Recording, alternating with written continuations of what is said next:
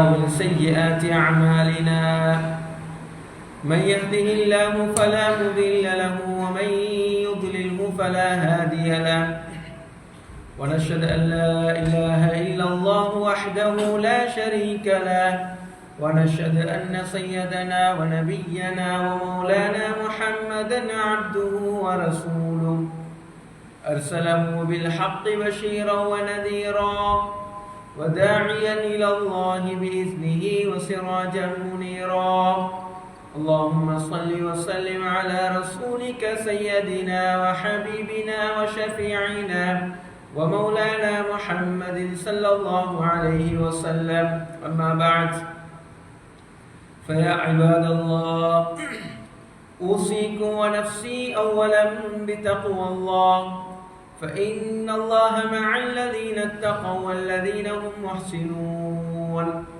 فقد قال الله تعالى في القرآن الكريم أعوذ بالله من الشيطان الرجيم بسم الله الرحمن الرحيم سبحان الذي أسرى بعبده ليلا من المسجد الحرام إلى المسجد الأقصى من المسجد الحرام إلى المسجد الأقصى الذي باركنا حوله لنريه من آياتنا إنه هو السميع البصير وقال الله تعالى أيضا يا أيها الذين آمنوا اتقوا الله حق تقاته ولا تموتن إلا وأنتم مسلمون صدق الله العظيم وقال نبينا صلى الله عليه وسلم إنما الأعمال بالنيات وإنما لكل امرئ ما نوى فمن كانت هجرته إلى الله ورسوله فهجرته إلى الله ورسوله ومن كانت هجرته إلى دنيا يصيبها أو امرأة ينكحها فهجرته إلى ما هاجر إليه أو كما قال عليه الصلاة والسلام அகிலத்தாரை எல்லாம் படைத்து பரிபாலிக்கின்ற பரமதயாளன் வல்ல அல்லாஹுக்கே அனைத்து புகழும் புகழ்ச்சிகளும் உண்டாவதாக. அவன் தனித்தவன், இணை துணையற்றவன், வணங்குவதற்கு தகுதியானவன்.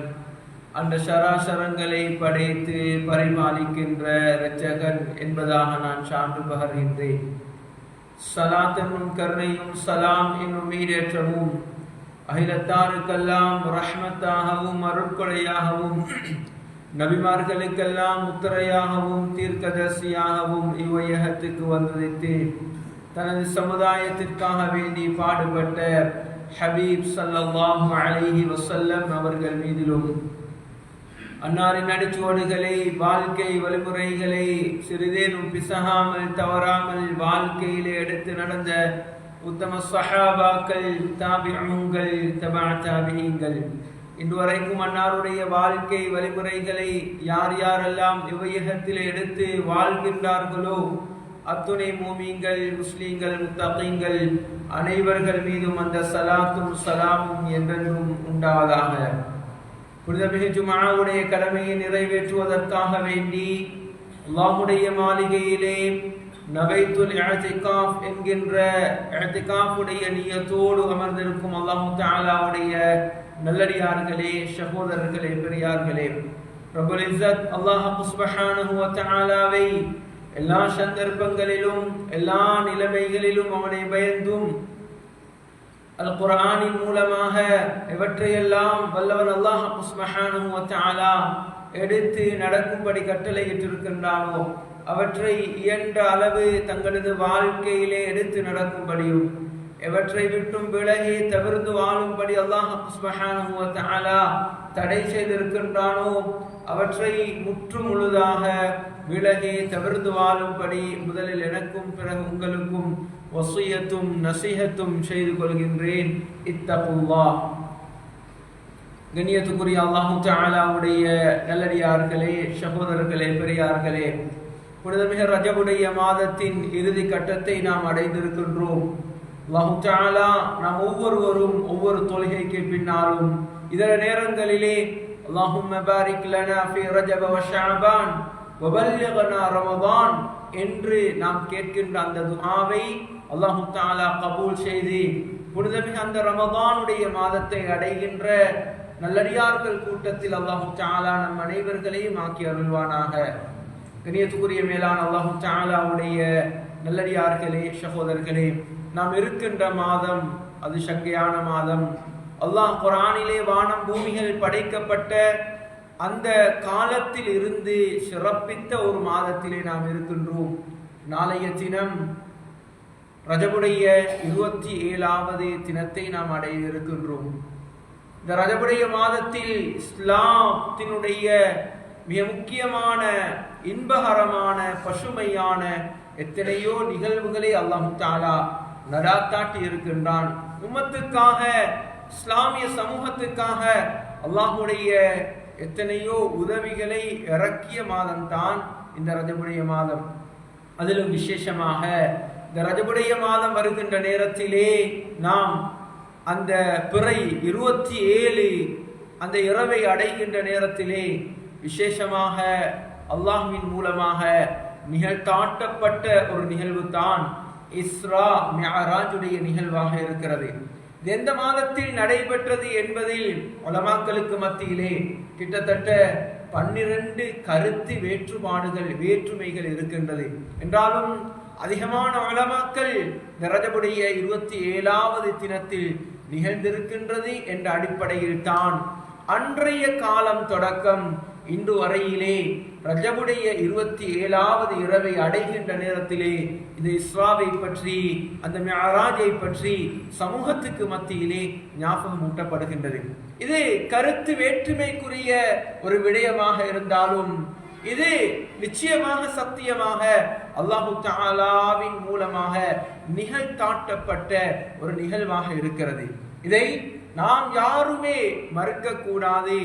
மறுப்பவர்கள் இஸ்லாத்தினுடைய வட்டத்தை விட்டு இவர்கள் நீங்கி விடுகின்றார்கள். முர்த்தத்தியாக இஸ்லாத்தினுடைய ஒரு அக்கீதாவை மறுத்தவர்களாக நாம் ஆகிவிடுகின்றோம். கண்ணியத்துக்குரியவர்களே, மேலானவர்களே, இந்த சம்பவம் மிஅராஜுடைய அந்த சம்பவத்தை, இஸ்ராவுடைய சம்பவத்தை ஞாபகம் ஊட்டுவது பொருத்தம். அது நமது பிள்ளைகள், வருங்கால சந்ததிகளுக்கு ஒவ்வொரு வருடமும் ஞாபகப்படுத்திக் கொண்டே இருக்க வேண்டும். இது நமது அக்கீதாவோடு சம்பந்தப்பட்ட விடயமாக இருக்கிறது, சாதாரணமான விடயம் அல்ல. நமது அக்கீதாவோடு சம்பந்தப்பட்ட மிக முக்கியமான நிகழ்வு தான் இந்த இஸ்ரா, அந்த மிஅராஜ் என்கின்ற நிகழ்வாக இருக்கிறது. குர்ஆன் இந்த இஸ்ராவை பற்றி பேசுகின்றது. குர்ஆன் இந்த மிஅராஜை பற்றி பேசுகின்றது. கண்ணியத்துக்குரியவர்களே, மேலான அல்லாஹ் தஆலாவுடைய நல்லடியார்களே, சூரத்துல் கஹ்ஃபை ஒவ்வொரு ஜும்ஆவுடைய தினத்திலும் வெள்ளிக்கிழமை இரவிலும் நாம் ஓதுகின்றோம். அதோடு சேர்ந்த ஒரு சூரா தான் சூரா பனி இஸ்ராயில் என்கின்ற அந்த சூரா. அதற்கு இன்னொரு பேர் இருக்கிறது, சூரத்துல் இஸ்ரா என்கின்ற பெயரும் இருக்கிறது. இந்த சூராவுடைய ஆரம்பமே எதை குறிப்பிடுகின்றது என்றால் ஸல்லல்லாஹு அலைஹி வஸல்லம் அவர்களுடைய இஸ்ராவை குறிக்கிறது. இந்த நிகழ்வை உலமாக்கள், முஹத்திஸூன்கள் 2 வகையாக பிரித்திருக்கின்றார்கள்.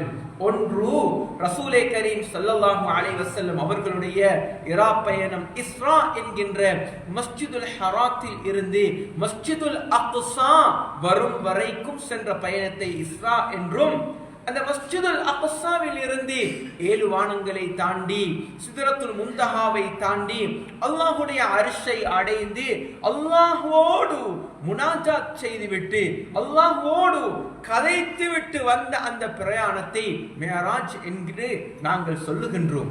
கண்ணியத்துக்குரியவர்களே, மேலான அல்லாஹ் தஆலாவுடைய நல்லடியார்களே, சகோதரர்களே, குர்ஆன் சூரா பனி இஸ்ராயிலில் அல்லது சூரா இஸ்ராவில் அல்லாஹ் தஆலா முதலாக அல்லாஹ் ஆரம்பிக்கின்ற நேரத்திலே சுப்ஹானல்லதி அஸ்ரா பிஅப்திஹி லைலம் மினல் மஸ்ஜிதில் ஹராம் இலல் மஸ்ஜிதில் அக்ஸல்லதி பாரக்னா ஹவுலா லினுரியஹு மின் ஆயாத்தினா இன்னஹு ஹுவஸ் ஸமீஉல் பஸீர்.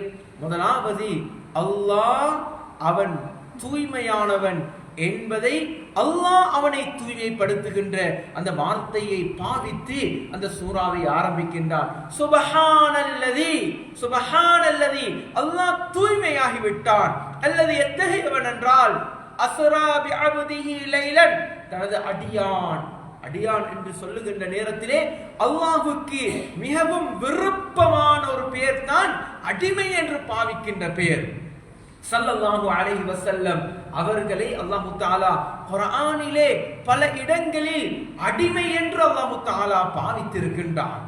இந்த இஸ்ராவுடைய அந்த பிரயாணத்தை பற்றி அல்லாஹ் தஆலா குர்ஆனிலே ஸல்லல்லாஹு அலைஹி வஸல்லம் அவர்களை ஞாபகப்படுத்துகின்ற நேரத்திலே அல்லாஹ்வுக்கு மிகவும் விருப்பமான எனது அடியானை அஸ்ரா பிஅப்திஹி, இரவிலே அழைத்து சென்றான். பிஅப்திஹி லைலம் மினல் மஸ்ஜிதில் ஹராம், மஸ்ஜிதுல் ஹராத்தில் இருந்து இலல் மஸ்ஜிதில் அக்ஸா. மஸ்ஜிதுல் அக்ஸா என்பது அது பலஸ்தீனிலே இருக்கின்ற அந்த பைத்துல் மக்தஸுக்கு அல்லாஹ் தஆலா அழைத்து சென்றான் என்ற விடயத்தை அந்த சூரா இஸ்ராயீலுடைய ஆரம்பத்திலே அல்லாஹ் தஆலா சொல்லுகின்றான். அல்லதி பாரக்னா ஹவுலா, அது பரக்கத் செய்யப்பட்ட இடம், சாதாரணமான இடம் அல்ல. அல்லாஹ் தஆலாவுக்கு அந்த மிஅராஜுடைய அந்த பிரயாணத்தை ஸல்லல்லாஹு அலைஹி வஸல்லம் அவர்களை அழைத்து செல்வதற்கு நடுவ மஸ்ஜிதுல் ஹராத்தில் இருந்து அல்லாஹ்வுக்கு அழைத்து செல்ல முடியும்.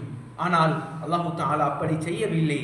பாரக்னா ஹவுலா, எந்த பூமியை அல்லாஹ் தஆலா பரக்கத் செய்திருக்கின்றானோ, அதிலே அத்தாட்சிகள் இருக்கின்றதோ, எத்தனை நபிமார்கள் ரசூல்மார்கள் உலகத்திலே பிறந்து வாழ்ந்தார்களோ, எத்தனை நபிமார்கள் பிறந்து அடக்கம் செய்யப்பட்டிருக்கின்றார்களோ, அப்படியான பரக்கத் செய்யப்பட்ட ஒரு பூமி தான் அந்த மஸ்ஜிதுல் அக்ஸா. அந்த மஸ்ஜிதுல் அக்ஸாவுக்கு எடுத்து சென்று அல்லாஹ் தஆலா மிஅராஜுடைய 7 வானத்தையும் தாண்டி அல்லாஹ்வுடைய அர்ஷுக்கு அல்லாஹ் தஆலா ஸல்லல்லாஹு அலைஹி வஸல்லம் அவர்களை அழைத்தார். கண்ணியத்துக்குரியவர்களே, மேலான அல்லாஹ் தஆலாவுடைய நல்லடியார்களே, சகோதரர்களே, இந்த இஸ்ரா மிஅராஜுடைய அந்த பிரயாணத்தை அல்லாஹ் தஆலா அந்த நிகழ்வை ஏற்பாடு செய்வதற்கு நிறைய தத்துவங்கள் இருக்கிறது. நிறையவே அதற்கு நிகழ்வுகளை அல்லாஹ் தஆலா ஏற்பாடு செய்திருந்தான். ஏன் ஸல்லல்லாஹு அலைஹி வஸல்லம் அவர்களுக்கு இப்படியான ஒரு பாக்கியத்தை கொடுக்க வேண்டும்? ஸல்லல்லாஹு அலைஹி வஸல்லம் அவர்களுக்கு முன்னால் எத்தனையோ நபிமார்கள் ரசூல்மார்கள் உலகத்திலே வாழ்ந்தார்கள், வஃபாத்தாகினார்கள், சமூகத்துக்காக வேண்டி தன்னை அர்ப்பணித்தார்கள், தியாகம் செய்தார்கள், கொலை செய்யப்பட்டார்கள். கண்ணியத்துக்குரியவர்களே, ஆனால் எந்த ஒரு நபியையும் எந்த ஒரு ரசூலையும் அல்லாஹ் தஆலா அவனுடைய சந்திதானத்துக்கு அழைக்கவில்லை. அவனது சந்திதானத்துக்கு அழைக்கவில்லை. அர்ஷுக்கு அல்லாஹ் தஆலா அழைக்கவில்லை. ஸல்லல்லாஹு அலைஹி வஸல்லம் அவர்களுக்கு நடந்த அந்த நிகழ்வு அவர்களுக்கு முன்னாலும் நிகழவில்லை, அதற்கு பின்னாலும் நிகழப் போவதும் இல்லை. அப்படியான ஒரு கண்ணியமான ஒரு பாக்கியத்தை ஹபீப் ஸல்லல்லாஹு அலைஹி வஸல்லம் அவர்களுக்கு கொடுத்தான் என்றால் அதற்கு நிறையவே காரணங்கள் இருக்கிறது. சும்மா கொடுக்கவில்லை. கண்ணியமானவர்களே, ஸல்லல்லாஹு அலைஹி வஸல்லம் அவர்கள் உம்மத்துக்காக பல தியாகங்களை செய்தார்கள். உம்மத்துக்காக தன்னை அர்ப்பணித்தார்கள், பல கஷ்டங்களை சுமந்தார்கள், கவலையோடு இருந்தார்கள். அதற்கு முன்னால் உள்ள ஸல்லல்லாஹு அலைஹி வஸல்லம் அவர்களை அல்லாஹ் தஆலா அந்த மிஅராஜ் அவனது சந்திதானத்துக்கு அழைக்கின்ற அந்த வருடத்துக்கு முந்தைய வருடத்துக்கு ஆமுல் ஹுஸ்ன் என்று சொல்லுவார்கள், கவலையுடைய ஆண்டு. ஏன்? ஸல்லல்லாஹு அலைஹி வஸல்லம் அவர்களுக்கு முன்னாலும் பின்னாலும் எந்த நேரமும் உதவி செய்தவர் தான் அவர்களுடைய தகப்பனுடைய சகோதரர் அப்துல் முத்தலிப் அவர்கள், அபூ தாலிப் அவர்கள். கண்ணியத்துக்குரியவர்களே, மேலான அல்லாஹ் தஆலாவுடைய நல்லடியார்களே, சகோதரர்களே, அவர்கள் அந்த வருடம் ஸல்லல்லாஹு அலைஹி வஸல்லம் அவர்களுக்கு உதவி ஒத்தாசை செய்து கொண்டிருந்து அவர்கள் மரணித்து விட்டார்கள். இந்த அளவுக்கு வரலாற்று ஆசிரியர்கள் எழுதுகின்றார்கள் என்றால் ஸல்லல்லாஹு அலைஹி வஸல்லம் அவர்கள் கூட சொல்லி இருக்கின்றார்கள், எனது சாச்சா உயிரோடு வாழுகின்ற காலமெல்லாம் எனக்கு யாருமே உயிருக்கு அச்சுறுத்தலாக இருந்தது கிடையாது. யாருமே ஏசியது கிடையாது. எப்பொழுது எனது சாச்சா உலகத்தை விட்டு பிரிந்து விட்டார்களோ அப்பொழுது தான் எனது உயிருக்கு அச்சுறுத்தலாக மக்கமா நகர் மாறிவிட்டது என்றார்கள். அந்த அளவு ஸல்லல்லாஹு அலைஹி வஸல்லம் அவர்களுக்கு பக்கபலமாக உதவியாக இருந்தவர்கள் தான் அவர்களுடைய சாச்சா. ஆனால் இஸ்லாத்தினுடைய பாக்கியம் அவர்களுக்கு கிடைக்கவில்லை. ஸல்லல்லாஹு அலைஹி வஸல்லம் அவர்கள் பல விதத்திலும் முயற்சி செய்தாலும் கூட அவர்களுக்கு அந்த பாக்கியத்தை அல்லாஹ் தஆலா கொடுக்கவில்லை. ஆனால் இஸ்லாத்துக்கும் ஸல்லல்லாஹு அலைஹி வஸல்லம் அவர்களுக்கும் பக்கபலமாக வாழ்ந்தவர்கள் தான் அபூ தாலிப் அவர்கள். கண்ணியத்துக்குரியவர்களே, அவர்கள் மரணித்து விட்டார்கள். அதே போன்று ஸல்லல்லாஹு அலைஹி வஸல்லம் அவர்களுடைய அன்பான மனைவி, அவர்களுக்காக 6 குழந்தைகளை பெற்றுக் கொடுத்தவர், தனது முழு சொத்தையும் தீனுக்காக வேண்டி செலவழித்தவர். எந்த அளவுக்கு என்றால் கடைசி கட்டத்திலே பசியோடு இருக்கின்றார்கள். குடும்பம், பிள்ளைகள் பசியோடு பட்டினியோடு இருக்குகின்றார்கள். சஃபா மலை அடிவாரத்திலே பிள்ளைகளை தூக்கி வந்து அல்லாஹ்விடத்திலே துஆ செய்தார்கள். செல்வ சீமாட்டியாக வாழ்ந்தவர் அந்த தாய் வஃபாத்தானார்கள். ஸல்லல்லாஹு அலைஹி வஸல்லம் அவர்களுக்கு இது பெரியொரு இழப்பாக இருந்தது, கவலையாக இருந்தது. கண்ணியத்துக்குரியவர்களே, மேலான அல்லாஹ் தஆலாவுடைய நல்லடியார்களே, சகோதரர்களே, அதற்கு முன்னால் 3 வருடங்கள் ஷுஅபே அபீ தாலிப் என்கின்ற பள்ளத்தாக்கிலே ஸல்லல்லாஹு அலைஹி வஸல்லம் அவர்களும் அவர்களுடைய குடும்பத்தினர்களும் முற்றுகையிடப்பட்டு சிறை பிடிக்கப்பட்டு ஒதுக்கப்பட்டிருந்தார்கள். அங்கே யாருக்கும் செல்ல முடியாது, எந்த ஒரு வியாபாரிகளுக்கும் வியாபாரம் செய்ய முடியாது, போய் வர முடியாது. ஸல்லல்லாஹு அலைஹி வஸல்லம் அவர்களுடைய குடும்பத்தினரை ஷுஅபே அபீ தாலிப் பள்ளத்தாக்கு என்பது ஹரத்துக்கும் மினாவுக்கும் இடையிலே இருக்கின்ற ஒரு பகுதி. அந்த பகுதியிலே தனிமைப்படுத்தி வைக்கப்பட்டிருந்தார்கள். எந்த அளவுக்கு என்றால் சாப்பிடுவதற்கு வழி இல்லை. சின்னம் சிறு குழந்தைகள் அங்கே இருந்து துடித்துக் கொண்டு கத்துவார்கள். பசியிலே அவர்கள் அழுவார்கள். அழுகின்ற சத்தம் ஹரத்திலே இருக்கின்ற மக்களுக்கு கேட்கும். ஒரு சஹாபி எழுதுகின்றார், அந்த சஹாபி சிறுநீர் கலக்குகின்ற நேரத்திலே ஏதோ ஒரு சத்தம், வித்தியாசமான சத்தம் கேட்டது. அதை தோண்டி பார்த்தால் அங்கே மிருகத்தினுடைய தோல் புதைக்கப்பட்டிருந்தது.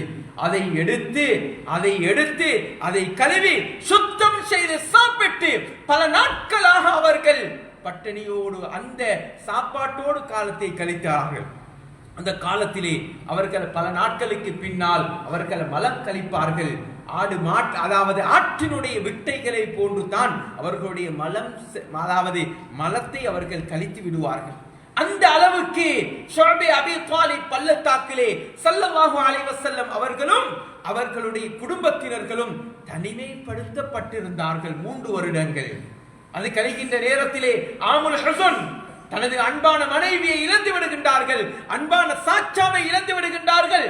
அதற்கு பின்னால் தாயிஃபிலே இருக்குகின்றவர்கள் ஸல்லல்லாஹு அலைஹி வஸல்லம் அவர்களை வரவழைத்து அங்கே அவர்களுக்கு அநியாயம் செய்து சிறுவர்களை கொண்டு கல்லை கொடுத்து ஏவி அதை அவர்கள் அடிக்க ஸல்லல்லாஹு அலைஹி வஸல்லம் அவர்கள் ஓட சிறுவர்கள் எல்லாம் சிரிக்க ஆரம்பிக்கின்றார்கள். இவ்வளவு கஷ்டத்தை தாங்கியதற்கு பின்னால் தான் அல்லாஹ் தஆலா ஒரு குர்ஆனுடைய ஒரு சூரத்தை அல்லாஹ் தஆலா இறக்கினான். அதுதான் சூரத்துல் யூசுப். சூரத்துல் யூசுப் அழகான சம்பவம். ஏன் அல்லாஹ் தஆலா இறக்கினான் என்றால், ஹஜ்ரத் யூசுப் அலைஹிஸ்ஸலாத்து வஸ்ஸலாம் அவர்களுக்கு அல்லாஹ் தஆலா கொடுத்த சோதனை. சிறிய வயதிலே அவர்களுடைய உடன் பிறந்த அந்த சகோதரர்களின் மூலமாக அவர்கள் பால்கிணத்திலே தள்ளப்படுகின்றார்கள். அற்பமான ஒரு விலையை கொடுத்து அடிமையாக்கி அவர்கள் விற்கப்படுகின்றார்கள். அதற்கு பின்னால் விபச்சாரம் செய்தவர் என்ற அந்த அவப்பேர் யூசுப் அலைஹிஸ்ஸலாத்து வஸ்ஸலாம் அவர்களுக்கு சுமத்தாட்டப்பட்டு 7 வருடங்கள் சிறையிலே அடைக்கப்படுகின்றார்கள். அதற்கு பின்னால் அல்லாஹ் தஆலா மிஸ்ருடைய ஆட்சி அல்லாஹ் தஆலா கொடுக்குகின்றார். ஸல்லல்லாஹு அலைஹி வஸல்லம் அவர்களுடைய உள்ளத்திலே ஆறுதலை ஏற்படுத்த வேண்டும் என்பதற்காக இந்த நிகழ்வுகளுக்கு பின்னால் சூரத்துல் யூசுஃபை அல்லாஹ் தஆலா இறக்கி அவர்களுடைய உள்ளத்திலே ஆறுதலை கொடுக்குகின்றார். அது மாத்திரமல்லாமல் அதற்கு பின்னால் தான் அல்லாஹு தஆலா இந்த இஸ்ரா மிஅராஜ் என்கின்ற நிகழ்வை அல்லாஹு தஆலா ஏற்படுத்தி ஸல்லல்லாஹு அலைஹி வஸல்லம் அவர்களுடைய உள்ளத்தை குளிரச் செய்து அல்லாஹ்வுடைய சன்னிதானத்துக்கு அழைத்து யாரையும் அல்லாஹு தஆலா உலகத்திலே அழைத்ததும் அல்ல, பேசியதும் அல்ல. இதற்கு பின்னால் அல்லாஹ் பேசவும் மாட்டான். அப்படியான ஒரு அந்தஸ்தை அல்லாஹு தஆலா இந்த கஷ்டங்களுக்கு பின்னால் தான் மன ஆறுதலுக்காக வேண்டி அல்லாஹு தஆலா கொடுத்தான். கண்ணியத்துக்குரியவர்களே, மேலான அல்லாஹு தஆலாவுடைய நல்லடியார்களே, சகோதரர்களே, யார் உலகத்திலே சோதிக்கப்படுகின்றார்களோ, யார் உலகத்திலே கஷ்டங்களுக்கு முகம் கொடுக்கப்படுகின்றார்களோ, பிரச்சனைகளுக்கு முகம் கொடுத்து கொண்டே உலகத்திலே வாழ்க்கையை கழிக்கின்றார்களோ, ஆனால் அல்லாஹ்வுக்கு அவர்கள் நன்றி செலுத்த வேண்டும். அல்லாஹ்வுடைய அஹ்காமாத்துகளை மறக்க கூடாது, அல்லாஹ்வுடைய கட்டளைகளை மறக்க கூடாது. சோதனைக்கு மேல் சோதனை, பிரச்சனைக்கு மேல் பிரச்சனை, கஷ்டங்களுக்கு மேல் கஷ்டம், பொருளாதாரத்திலே பிரச்சனை, அழகான ஒரு வீடு கிடையாது, வாகனம் கிடையாது, நோய்கள் வந்து கொண்டே இருக்கிறது. ஆனால் சபூர் செய்கிறார், பொறுமையை கையாளுகிறார், அல்லாஹ்வுக்கு நன்றி செலுத்துகிறார். நிச்சயமாக அவர்களுக்கு பஷாரத் இருக்கிறது, அவர்களுக்கு நன்மாராயம் இருக்கிறது. இது சூரா யூசுப் சொல்லி தருகின்ற பாடம். யூசுப் அலைஹிஸ்ஸலாத்து வஸ்ஸலாம் அவர்களுடைய வரலாறு நமக்கு படித்து தருகின்ற பாடம்.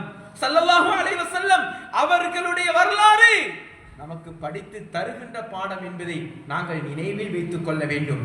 கண்ணியத்துக்குரியவர்களே, அல்லாஹு தஆலா ஸல்லல்லாஹு அலைஹி வஸல்லம் அவர்களை கண்ணியப்படுத்துவதற்காக வேண்டித்தான் அல்லாஹு தஆலா அந்த பிரயாணத்தை அல்லாஹு தஆலா ஏற்பாடு செய்தான். ஸல்லல்லாஹு அலைஹி வஸல்லம் அவர்கள் இரவிலே தூங்கிக் கொண்டிருக்கின்ற நேரத்திலே ஹஜ்ரத் ஜிப்ராயில் அலைஹிஸ்ஸலாத்து வஸ்ஸலாம் அவர்கள் வருகின்றார்கள். ஒரு வாகனத்தை ஏற்பாடு செய்கின்றார்கள். அது சாதாரணமான வாகனம் அல்ல, அது புராக் என்கின்ற வாகனம். புராக் என்கின்ற வாகனம். அந்த வாகனத்தினுடைய வேகத்தை பற்றி ஸல்லல்லாஹு அலைஹி வஸல்லம் அவர்கள் அறிவிக்கின்ற நேரத்திலே, ஒரு எட்டை எடுத்து வைக்கின்ற நேரத்திலே கண்ணுக்கு எட்டுகின்ற கண்ணுடைய பார்வை எவ்வளவு தூரத்துக்கு படுமோ அப்படியான தூரத்திலே எட்டை எடுத்து வைக்கின்ற வாகனம் தான் அந்த புராக்குடைய வாகனம். அந்த காலத்திலே ஒரு மனிதன் மக்காவில் இருந்து பலஸ்தீனுக்கு போவதாக இருந்தால், அந்த மஸ்ஜிதுல் அக்ஸாவுக்கு செல்வதாக இருந்தால் ஒட்டகத்திலே ஒரு மாதம் எடுக்கும். கண்ணியமானவர்களே, சில மணித்தியாலங்களிலே ஸல்லல்லாஹு அலைஹி வஸல்லம் அவர்கள் இஸ்ராவுக்கு மாத்திரமல்ல 7 வானங்களையும் தாண்டி சிதறத்துல் முன்தஹாவையும் தாண்டி அல்லாஹ்வுடைய அரிசிக்கு சென்று அல்லாஹ்வோடு முனாஜாத் செய்துவிட்டு அவர்கள் மஸ்ஜிதுல் ஹராத்துக்கு வருகின்றார்கள். அவர்களுடைய படுத்த அந்த சூடு கூட இறங்கவில்லை. அரபு நாடு என்பது சூடு, அகோரமான சூடு அடிக்கின்ற காலம். உலமாக்கள் எழுதுகின்றார்கள், அந்த நாட்டிலே ஒரு மனிதன் மிக நீண்ட நேரம் படுத்துவிட்டு தூங்கிவிட்டு எழுப்பினால் கிட்டத்தட்ட குறைஞ்சது 4 மணித்தியாலங்கள் சரி அந்த சூடு அப்படியே இருக்குமா. ஆனால் ஸல்லல்லாஹு அலைஹி வஸல்லம் அவர்கள் மஸ்ஜிதுல் ஹராத்திலிருந்து மஸ்ஜிதுல் அக்ஸாவுக்கு ஒரு மாதம் ஒட்டகத்திலே செல்ல வேண்டிய காலம். அங்கே செல்லுகின்றார்கள். அங்கே சென்று நபிமார்கள் மிருகங்களை வாகனங்களை கட்டுகின்ற ஒரு இடம் வலயம் இருக்கின்றது. அந்த வலயத்திலே ஸல்லல்லாஹு அலைஹி வஸல்லம் அவர்கள் அந்த புராக் என்கின்ற அந்த வாகனத்தினுடைய கயிறை கட்டுகின்றார்கள். அங்கே எல்லா நபிமார்களுடைய ரசூல்மார்களுடைய ரூஹ்களையும் அல்லாஹ் தஆலா சமூகம் அளித்து அங்கே வைத்திருக்கின்றான். ஏன்? ஸல்லல்லாஹு அலைஹி வஸல்லம் அவர்கள் காத்தமுல் அன்பியா, அவர்கள் தான் கடைசி நபி. எல்லா நபிமார்களுக்கும் எல்லா ரசூல்மார்களுக்கும் அவர்கள் தான் தலைவர் என்பதை நிரூபிப்பதற்காக வேண்டி எல்லா நபிமார்கள் எல்லா ரசூல்மார்களுடைய அங்க ரூஹுகள் சமூகம் அளித்திருக்கின்ற நேரத்திலே அங்கே ஸல்லல்லாஹு அலைஹி வஸல்லம் அவர்கள் தொழுகையை நடாத்துகின்றார்கள். 2 ரக்காத் தொழுவிக்குகின்றார்கள். ஜிப்ராயில் அலைஹிஸ்ஸலாத்து வஸ்ஸலாம் அவர்கள் குவளையோடு வருகின்றார்கள், தட்டோடு வருகின்றார்கள். ஒன்றிலே மதுபானம் இருக்கின்றது, இன்னும் ஒன்றிலே பால் இருக்கின்றது. ஸல்லல்லாஹு அலைஹி வஸல்லம் அவர்களிடத்திலே அதை காட்டுகின்ற நேரத்திலே கொடுக்குகின்ற நேரத்திலே அவர்கள் அங்கே பாலை தெரிவு செய்தார்கள். ஜிப்ராயில் அலைஹிஸ்ஸலாத்து வஸ்ஸலாம் அவர்கள் ஸல்லல்லாஹு அலைஹி வஸல்லம் அவர்களை வாழ்த்தினார்கள். நீங்கள் நல்லதை தெரிவு செய்திருக்கின்றீர்கள், நீங்கள் அந்த சாராயத்தை நீங்கள் தெரிவு செய்திருக்கின்றீர்கள் என்றால் உங்களுடைய முழு சமூகமும் உம்மத்தினரும் கெட்ட நிலைமைக்கு அவர்கள் மாறிவிடுவார்கள் என்று சொல்லிவிட்டு தான் ஹஜ்ரத் ஜிப்ராயில் அலைஹிஸ்ஸலாத்து வஸ்ஸலாம் அவர்கள் ஸல்லல்லாஹு அலைஹி வஸல்லம் அவர்களை கூட்டிக் கொண்டு 7 வானங்களையும் தாண்டி, கண்ணியமானவர்களே, மேலான அல்லாஹ் தஆலாவுடைய நல்லடியார்களே, 7 வானங்களையும் தாண்டி பல நபிமார்களை, ரசூல்மார்களை, 6ஆம் வானத்திலே மூசா அலைஹிஸ்ஸலாம், 7ஆம் வானத்திலே இப்ராஹிம் அலைஹிஸ்ஸலாம், இவ்வாறு ஒவ்வொரு வானங்களிலும் ஒவ்வொரு நபிமார்களுக்கு சலாம் சொல்லி அவர்களோடு கதைத்து அவர்களோடு பேசி பல காட்சிகளை பார்த்து அதற்கு விளக்கம் அளித்து ஜிப்ராயில் அலைஹிஸ்ஸலாத்து வஸ்ஸலாம் அவர்கள் 6வது வானத்திலே மூசா அலைஹிஸ்ஸலாம், 7வது வானத்திலே இப்ராஹிம் அலைஹிஸ்ஸலாம் தனது உம்மத்தினுடைய தலைவர் இப்ராஹிம் அலைஹிஸ்ஸலாம் இவர்களை சந்தித்து விட்டு சிதறத்துல் முன்தஹா என்கின்ற அந்த இடத்துக்கு ஜிப்ராயில் அலைஹிஸ்ஸலாத்து வஸ்ஸலாம் அவர்கள் ஸல்லல்லாஹு அலைஹி வஸல்லம் அவர்களை கூட்டிச் செல்லுகின்றார்கள். அந்த இடத்திலே வைத்து ஜிப்ராயில் அலைஹிஸ்ஸலாத்து வஸ்ஸலாம் அவர்கள் சொன்ன ஒரு வார்த்தை தான், இதற்கு பின்னால் என்னால் உங்களோடு வர முடியாது, நீங்கள் மாத்திரம் தான் செல்ல வேண்டும்.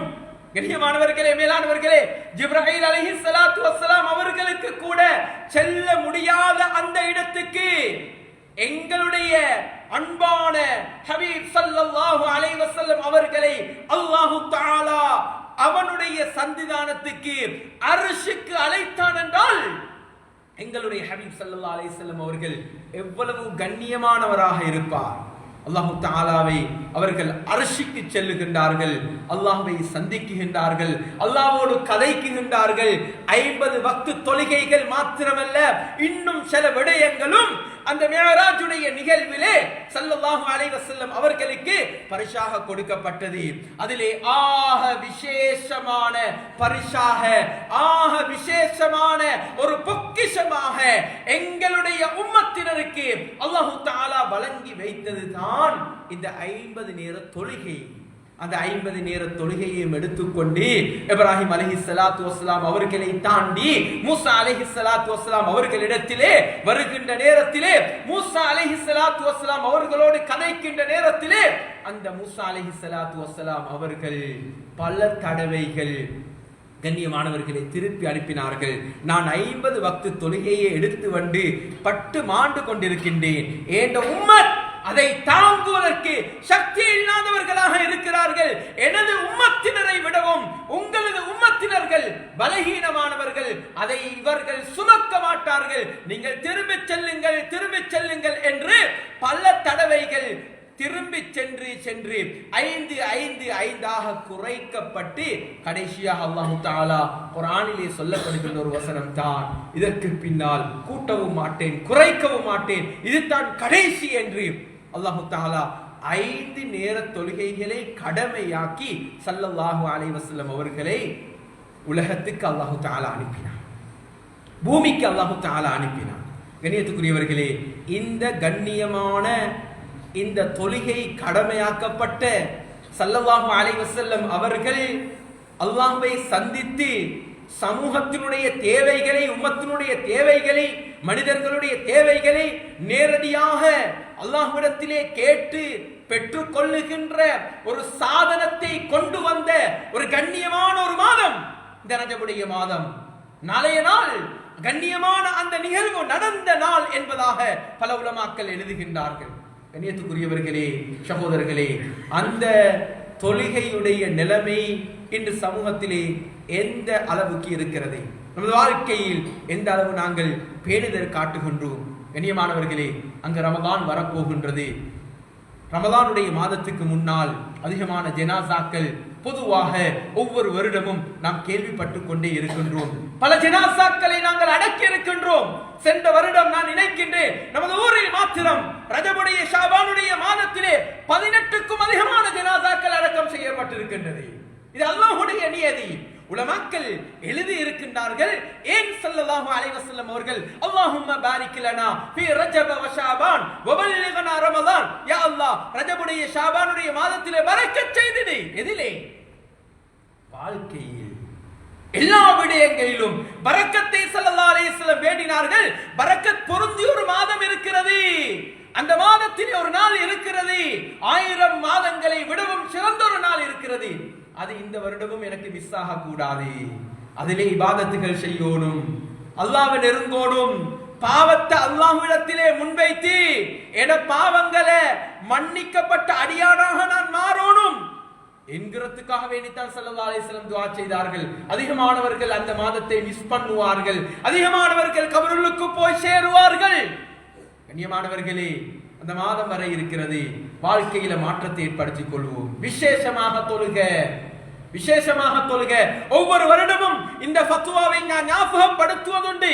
மக்கா மதீனாவிலே இருக்கின்ற உலமாக்கள் மிகப்பெரிய மார்க்க அதாவது மாமேதைகளிடத்திலே ஃபத்வாக்கள் கேட்கப்படுகின்றது.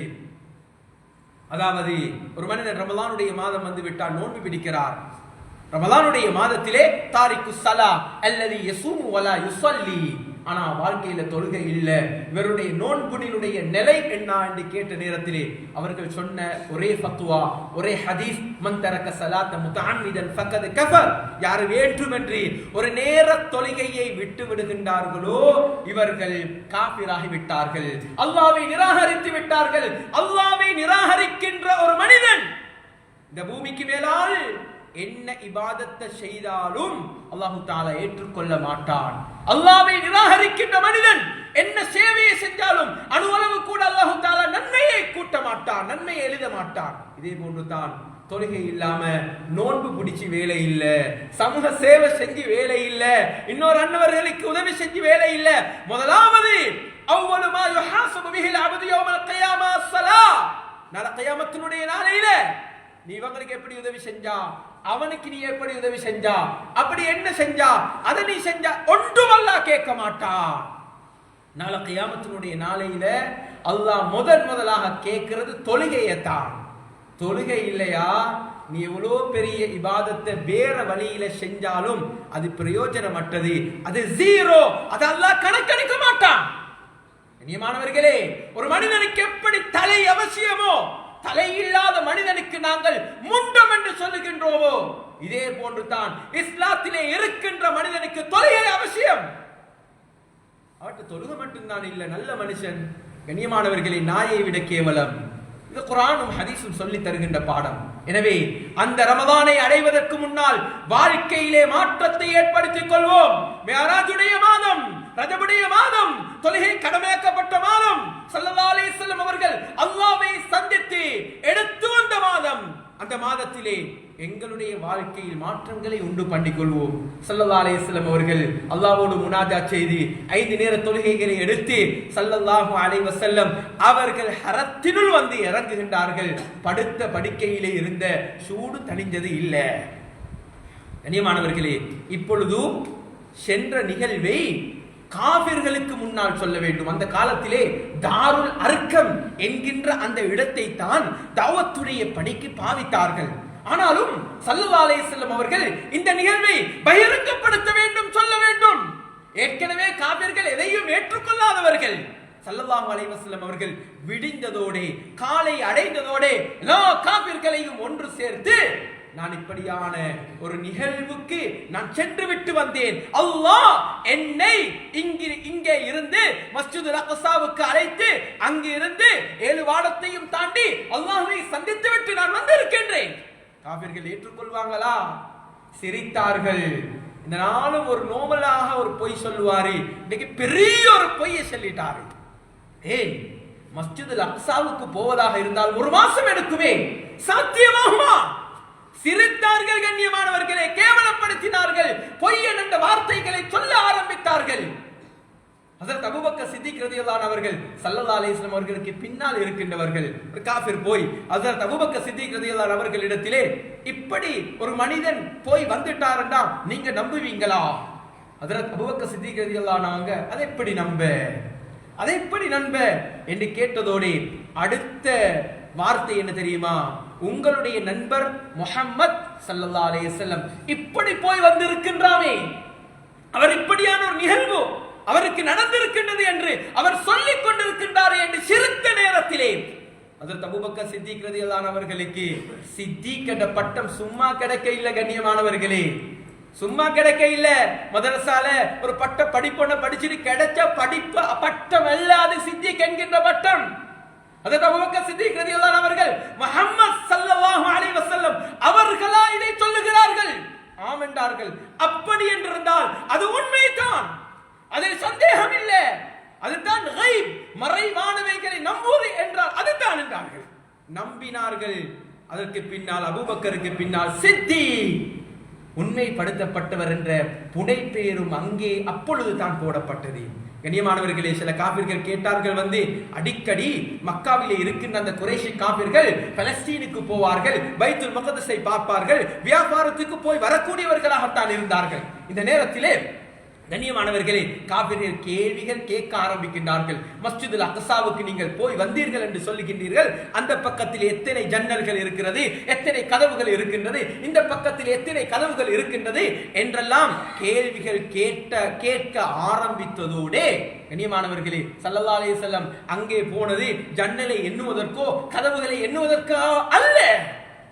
இப்பொழுது ஸல்லல்லாஹு அலைஹி வஸல்லம் அவர்கள் தலையை கீழே போடுகின்றார்கள். ஹஜ்ரத் அல்லாஹ் தஆலா மஸ்ஜிதுல் அக்ஸாவை முன்னால் கொண்டு வந்து வைத்து விட்டான்.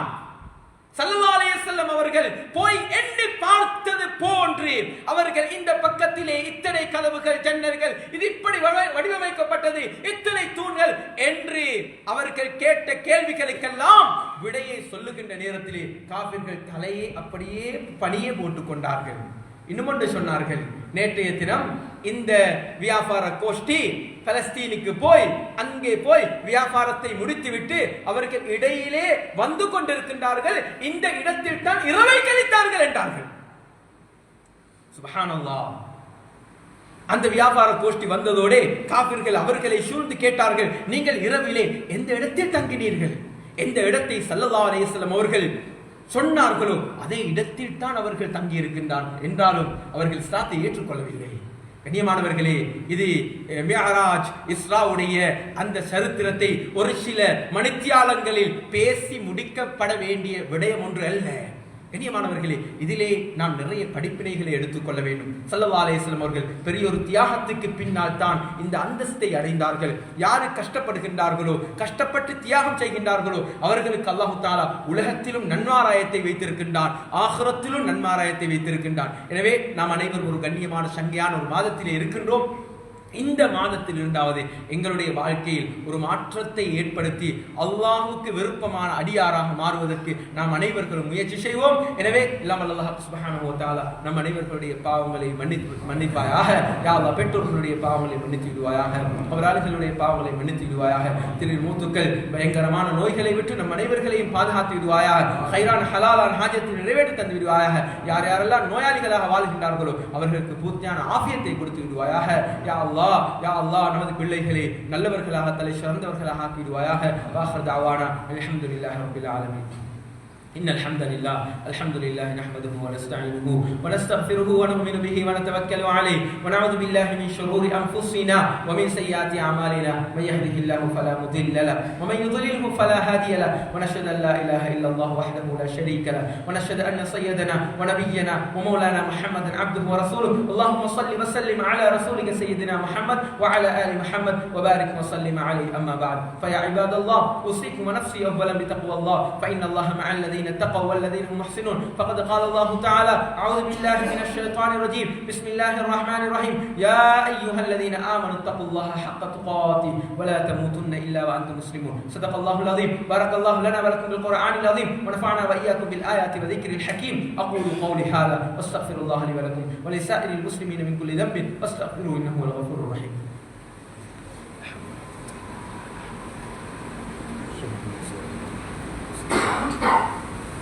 إن الحمد لله نحمده ونستعينه ونستغفره ونؤمن به ونتوكل عليه ونعوذ بالله من شرور أنفسنا ومن سيئات أعمالنا. من يهده الله فلا مضل له ومن يضلله فلا هادي له ونشهد أن لا إله إلا الله وحده لا شريك له ونشهد أن سيدنا ونبينا ومولانا محمدا عبده ورسوله. أما بعد، فيا عباد الله، أوصيكم ونفسي أولا بتقوى الله، فإن الله مع الذين اتقوا والذين هم محسنون. فقد قال الله تعالى: إن الله وملائكته يصلون على النبي يا أيها الذين الذين آمنوا صلوا عليه وسلموا تسليما اللهم صل وسلم على رسولك سيدنا محمد عبدك ورسوله وصل على المؤمنين والمؤمنات والمسلمين والمسلمات. وقال النبي صلى الله عليه وسلم أرحم أمتي بأمتي أبو بكر رضي الله عنه وأشدهم في أمر الله عمر رضي الله عنه وأستقهم حياء عثمان رضي الله عنه وعبد الله بن علي رضي الله عنه. اللهم اغفر للمؤمنين والمؤمنات والمسلمين والمسلمات الأحياء منهم والأموات